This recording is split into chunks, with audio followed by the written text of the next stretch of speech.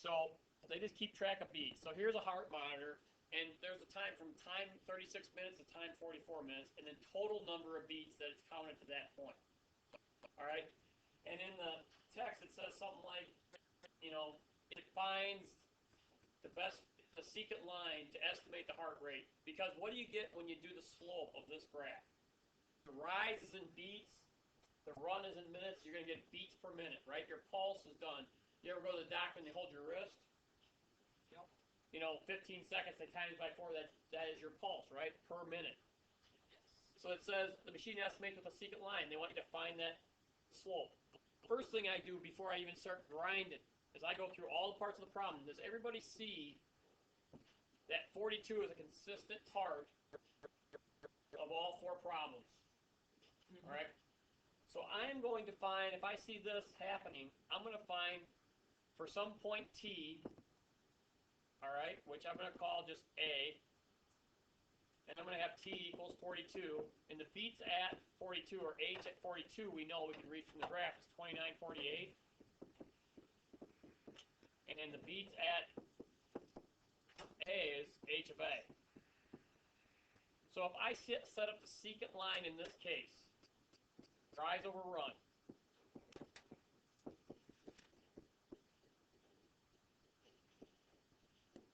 everybody's going to look like that, right? And now I just have to substitute each of the points. For 36,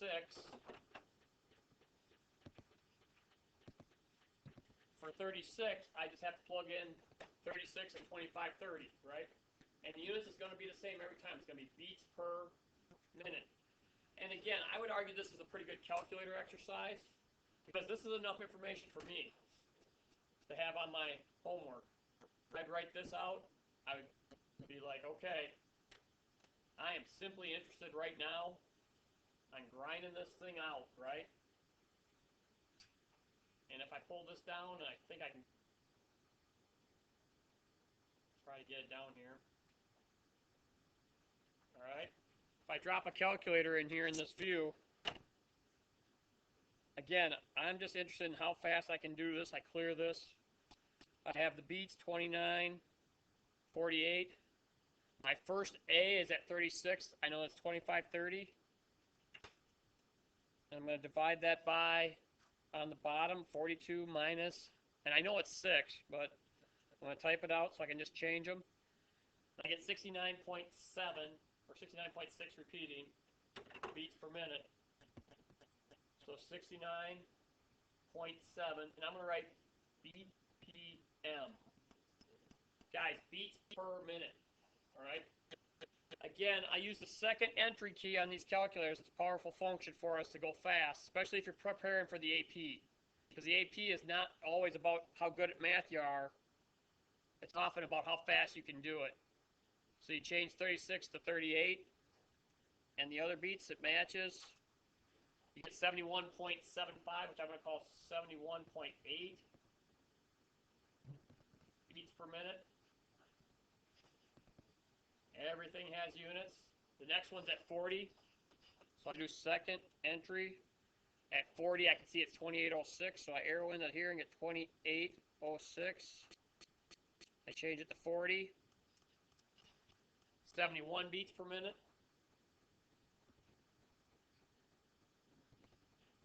And now the only confusing one, the 44, you know you can put that still in for H of A and A. So I still do second entry. And then it's going to be negative on top, but it'll also be negative on the bottom. And I get 66 beats per minute when I do the math. Yes. Yep, I picked that out at the beginning. That's just to save me trouble.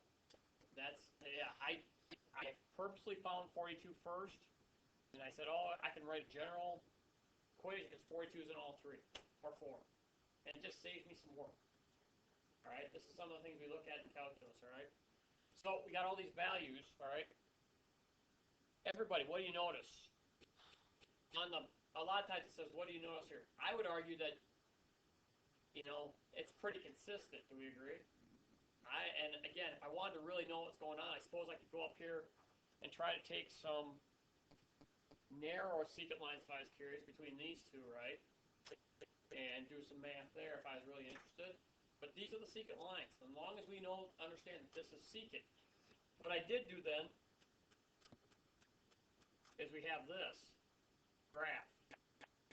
I just graphed the x versus y right here. All right? And you can see it. And I would argue, boy, maybe I could win more, but it looks pretty linear. You guys agree? So that's my thing. And again, when you start talking just a couple beats per minute difference, and does everybody see how just slightly it goes down here maybe? That would be something you could do. I can see it just trail away. It's really hard to see. If I really wanted to fix it, I suppose I could get on here, because what do I have? What's my problem on my y-axis? Too big. Format it. Instead of going 0, maybe we should start at 2500 instead of 0. And that looks a lot different, right? Because I changed the slope, but it's still pretty linear, right?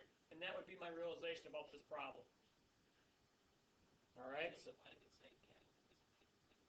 So, I cheated. It's gallons. It should be beats. I cheated and used a graph I already had. Remember the other day I had the gallons per minute graph? Whoops. This should say beats. Yep, I forgot to change it. It should say beats versus time. All right. My bad. All right. But again, secant lines using 2 points. Everybody, I would argue the tangent line here would not be all that different. You know what I mean? It's very close. In fact, I would argue that the tangent line is a great approximation of the secant. You guys agree? And that would be the realization of this problem.